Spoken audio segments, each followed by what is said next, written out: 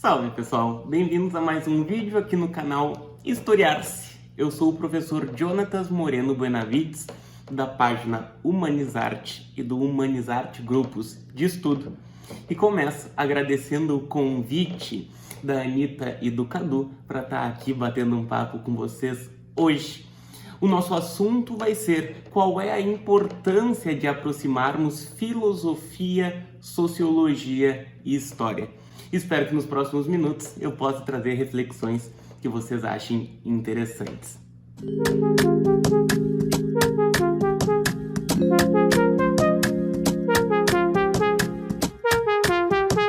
Bom,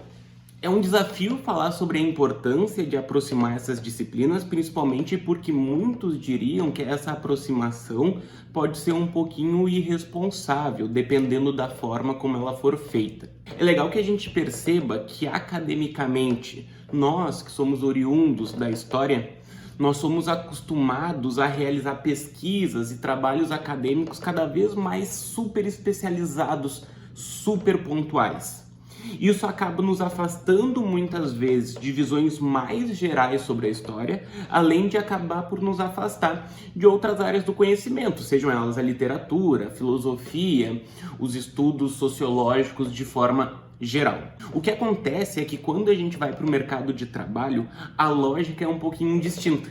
Se academicamente prezam muito pela outra especialização, quando a gente começa a lecionar, é muito comum que nos exijam que sejamos capazes de dar aula sobre conteúdos da filosofia, da sociologia, da geografia. Nesse caso, geografia é uma disciplina com a qual nunca trabalhei, é por isso que eu não vou falar muito sobre isso hoje. Mas o mercado de trabalho tem essa característica, principalmente para nós que viemos da história, porque muitas vezes somos enxergados como coringas e, para sobreviver no mercado de trabalho, dependendo do nosso posicionamento, é bom que sejamos de fato. O que acontece é que quando nós buscamos, ao mesmo tempo, sermos professor de história, mas também trabalhar essas outras disciplinas, me parece que isso pode ser feito de duas maneiras. Uma delas é meio a contragosto, quando nós vamos dar aula de filosofia, sociologia, mas essa não é realmente a nossa vontade. Entretanto, tem um outro viés, que é esse que eu gostaria de defender na nossa conversa hoje, que é um viés que vai perceber que o desenvolvimento de estudos aprofundados sobre filosofia e sociologia podem enriquecer muito a nossa compreensão e a nossa prática pedagógica na disciplina histórica. Mas, para que isso seja de fato uma conversa construtiva, eu preciso primeiro pontuar qual é o meu lugar de fala enquanto acadêmico, assim como enquanto professor, para que não pareça que aquilo que eu vou defender hoje, essa aproximação, deve ser algo mais geral do que realmente é meu intuito. Vou falar a partir da minha perspectiva, da minha experiência de trabalho e de acordo com o público que eu busco dialogar na minha prática docente. Primeiramente, eu acho que cabe destacar que hoje eu realizo pesquisa na pós-graduação em História pela Universidade Federal do Rio Grande do Sul a nível de doutorado. Eu sou vinculado a uma linha de pesquisa chamada Cultura e Representações e tenho trabalhado há algum tempo com perspectivas sobre a morte no período medieval, principalmente quando falamos da morte dos mártires no seu formato literalizado por mendicantes franciscanos e dominicanos no século XIII, no norte da Itália, em algumas regiões francesas. Percebam aquilo que eu tinha dito, da academia exigir um nível de especialização bastante restrito na maior parte dos casos. O que acontece é que, por conta do meu objeto de estudo e por conta dos tipos de documento que eu analiso, é imprescindível para mim, tem sido há algum tempo, que eu me debruce sobre outras disciplinas. Tenho feito esse trabalho para minha pesquisa há algum tempo a partir da antropologia, mas também alguns estudos sobre análise literária, já que eu trabalho com um gênero chamado hagiografia, são relatos de vida de santos. Então isso exigiu de mim já uma aproximação com outras disciplinas para além da história ao longo da minha trajetória de pesquisa. Sem essa aproximação, minha compreensão do fenômeno cultural da morte, assim como minha análise sobre esse tipo de documento, certamente seriam abaixo do que eu desejo realizar. Outra questão de lugar de fala que eu preciso destacar é o público com o qual eu trabalho, daí sim na minha atividade enquanto professor. Porque eu tenho me dedicado há alguns anos a trabalhar com um público vestibulando. Tenho experiências com estudo a nível de ensino médio, a nível escolar, mas não é aquilo ao que me dedico mais.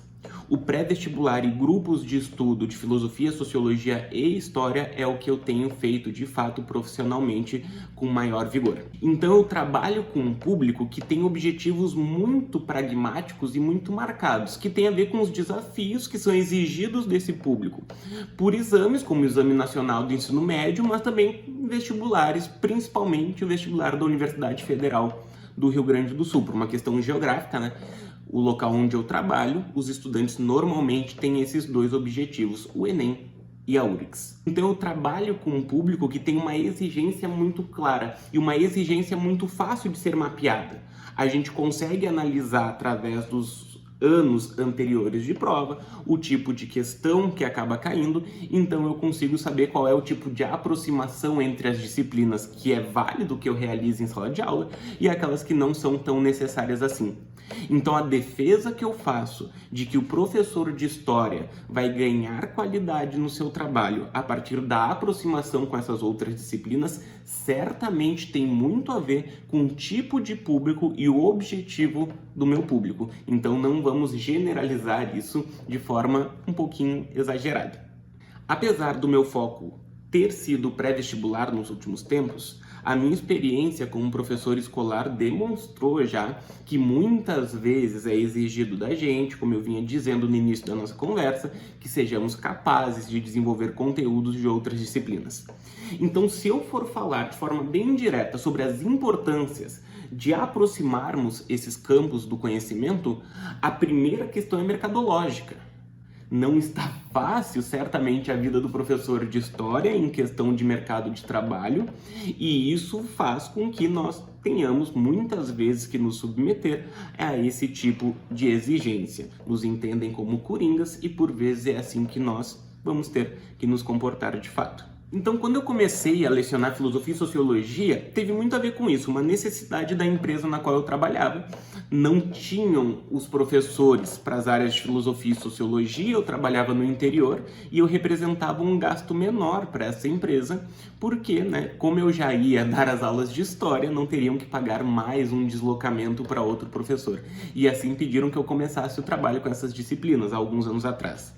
O que aconteceu é que eu acabei percebendo que quando eu fui estudar mais a fundo filosofia e sociologia, para além das cadeiras introdutórias que eu tinha realizado ao longo da minha graduação e de estudos feito por hobby,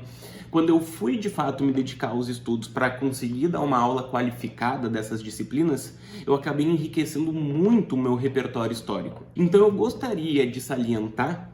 quais são os ganhos que eu enxergo para o professor de história quando ele domina, primeiro, algumas questões metodológicas e algumas discussões filosóficas e sociológicas para a sua atividade professoral, para a sua atividade como alguém que compreende a história e que quer que o seu estudante compreenda a história de fato, no sentido de uma história que não seja naquela lógica data-acontecimento, mas sim como um campo do saber científico que deve ser trabalhado não só a partir de dados, mas sim através de discussões epistemológicas. Então, algumas áreas filosóficas me parecem muito interessantes para enriquecer a nossa compreensão sobre a história. Eu destacaria a epistemologia, certamente, já que trabalhamos com conhecimento, mas destacaria também outras áreas, como a fenomenologia e a hermenêutica, como áreas filosóficas que nos fazem repensar alguns pressupostos do conhecimento histórico que às vezes nós carregamos sem refletir tanto. É verdade que muitas vezes a gente entra em contato com discussões dessas áreas através de historiadores que trabalharam teoria e metodologia da história, mas é muito interessante quando a gente percebe isso por outras perspectivas. Uma outra área filosófica que eu acho de valor inestimável para minha prática como professor de história hoje tem sido a filosofia da ciência. Mais uma vez, nós temos uma área que historiadores refletem com recorrência, mas é muito enriquecedor quando a gente começa a perceber que as discussões científicas ao redor da história muitas vezes carregam marcas em comum com as reflexões científicas em geral. As mesmas dificuldades, os mesmos questionamentos. Mas também é enriquecedor quando a gente consegue perceber as diferenças e a gente percebe o que distingue a história enquanto um campo científico de outras áreas científicas de forma mais abrangente. Então, ao percebermos as semelhanças, nossa aula acaba ganhando, nossa forma de expressar a história acaba ganhando, mas também ao destacarmos as divergências, isso acaba sendo enriquecedor. Mas é evidente que não somente as discussões filosóficas são interessantes para o historiador, para o professor de história. Eu gostaria de destacar como a análise e a compreensão de métodos sociológicos podem contribuir. Vou dar um exemplo aqui, a gente poderia pensar no professor de história que sabe discernir uma pesquisa quando ela tem uma tendência mais funcionalista ou uma tendência mais vinculada à sociologia interpretativa. E como isso permite que a gente compreenda de forma mais qualificada o porquê de determinada obra chegar àquela conclusão e por que aquele pesquisador decidiu seguir determinados caminhos e métodos em vez dos outros que estavam disponíveis. Mas é claro que isso só vai enriquecer a sala de aula se eu for capaz de, ao compreender isso de forma mais aprofundada, propor isso enquanto discussão. Daí permitindo que o meu estudante seja não um receptor, mas alguém que reflita de fato sobre como se produz o conhecimento e qual é o processo de bastidores, digamos assim, da produção daquele conhecimento que ele recebe do seu material didático, da aula que ele recebe do professor, e que a partir disso não só aprofunde a noção histórica desse sujeito, mas também a sua criticidade de perceber de fato a formulação da construção do conhecimento histórico como algo que, ao ser científico, utiliza métodos, ao utilizar métodos, realiza escolhas, e como isso acaba interferindo no resultado final. Outros resultados interessantes dessas aproximações, e isso a academia tem incorporado cada vez mais, e tomara, continue incorporando, é a forma como as outras disciplinas, como a sociologia e a filosofia, acabaram abordando temas que a história pôde depois se aproveitar, como as questões de gênero, que têm seus campos de estudo originariamente sendo exteriores à história, mas que hoje a gente não só consegue se aproveitar de boa parte desses métodos, como na sala de aula é basicamente a origem de debates extremamente ricos e cada vez mais cotidianos. Mas até aqui eu versei sobre questões mais epistemológicas, em questão de metodologia, que aquilo vai nos servir para uma compreensão, digamos assim, do métier de historiador de forma mais geral. Eu gostaria também de destacar como muitas vezes o conteúdo tradicional que a gente tem que trabalhar em sala de aula com os nossos alunos pode ser enriquecido e pode ganhar qualidade, de fato, na nossa prática, quando o nosso conhecimento sobre filosofia e sociologia foi algo trabalhado, quando de fato nos dedicamos a aprofundar esse conhecimento. Acredito que eu possa só dar alguns exemplos de coisas que eu percebi na minha prática e que podem servir como incentivo para que a gente busque de fato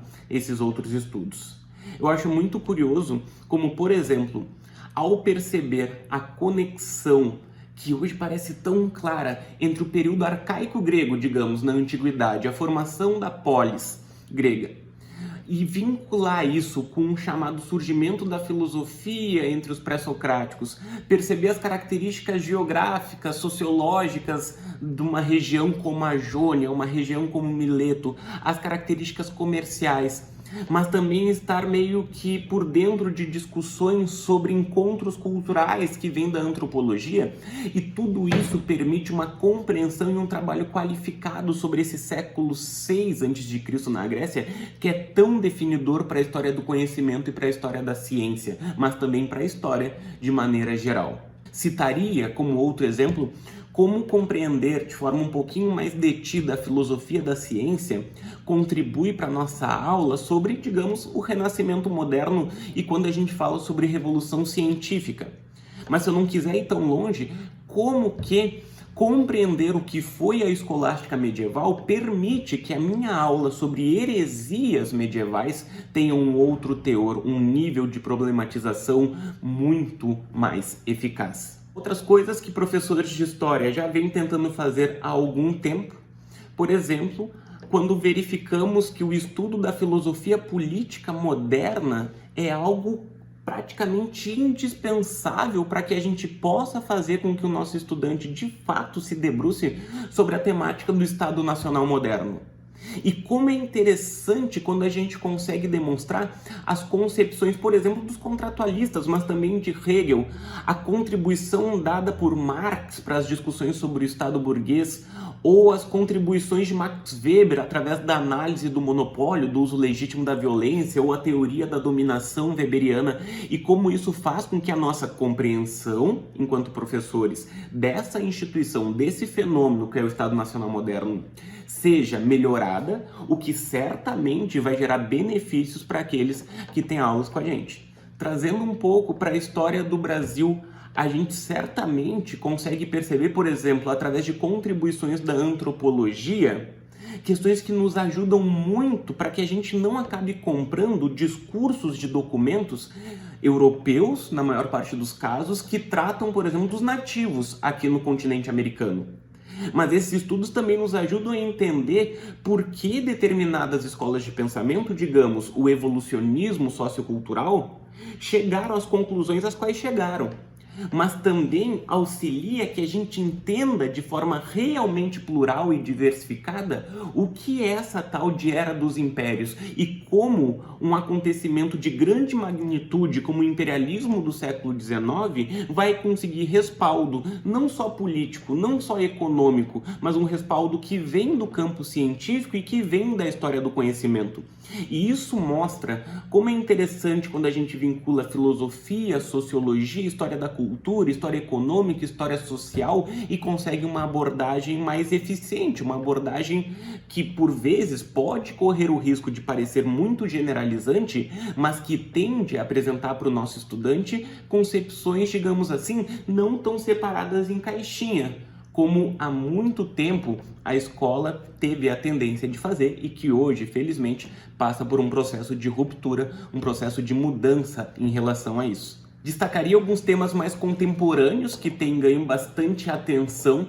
e que têm vivenciado um processo de enriquecimento na discussão com essa visão interdisciplinar. Eu poderia citar, por exemplo, a questão de como a sociologia do trabalho tem nos ajudado a compreender a Revolução Industrial e a história do capitalismo através de uma perspectiva menos economicista, mas também como a sociologia e a filosofia têm permitido compreensões sobre esse contexto de globalização, sobre a indústria cultural, nos permitindo refletir de forma bastante rica, por exemplo, quando hoje na aula de história a gente é capaz de incorporar na discussão sobre globalização a obra de um geógrafo como Milton Santos, mas também de um pensador como Stuart Hall. E como isso permite que o nosso estudante, como isso gera como resultado um estudante com uma visão mais ampla sobre um processo. Assim, me parece que ao aproximarmos essas disciplinas, não só isso nos beneficia por uma questão de necessidade de mercado, daí por um viés bem pragmático, mas também enriquece a nossa atividade enquanto pessoas que se dedicam ao estudo de história. A busca por uma interdisciplinaridade, mas uma interdisciplinaridade real, que não seja só citar a existência da tese do Bauman, mas que sim compreenda as contribuições que a sociologia tem realizado para a compreensão desse mundo que nos cerca e que cerca o nosso estudante. Permitir que as reflexões da sociologia, por exemplo, sobre os meios de comunicação e a internet façam que o nosso estudante reflita sobre aquilo que acontece ao seu redor e sobre o sistema ao qual ele está submetido. Ou talvez permitir, depois de uma aula sobre grandes guerras, por exemplo, que a gente demonstre como a filosofia e a pauta existencialista reagiu a esse contexto e mostrar para o nosso estudante que toda essa questão existencialista que tanto tem incomodado não só a geração deles, mas a nossa e a geração que nos antecedeu, tem gente trabalhando sobre isso e mostrar que as problemáticas que eles passam a nível social, mas também a nível existencial, não são problemáticas individuais, são coisas que já têm gerado trabalho há algum algum tempo, trabalhos que talvez a gente consiga incentivar eles a conhecerem e assim enriquecer o arcabouço cultural desses estudantes, né, que vão ter a confiança depositada em nós. Eu espero que nesses minutos eu tenha conseguido demonstrar o porquê eu considero interessante que o professor de História tenha, assim, capacidade e busque de forma aprofundada o estudo da filosofia e da sociologia. Encerro a minha fala agradecendo mais uma vez o pessoal do canal Historiar-se, Anitta e Cadu. Muito obrigado pelo convite. Espero poder participar futuramente. Sempre que eu puder contribuir com alguma coisinha, estou à disposição. Não se esqueçam de se inscrever aí no canal do Historiar-se, deixar o joinha e ativa o sininho para apoiar o projeto desses dois, que é um projeto sensacional. Fechou? Até uma próxima oportunidade. Beijão. Tchau, tchau.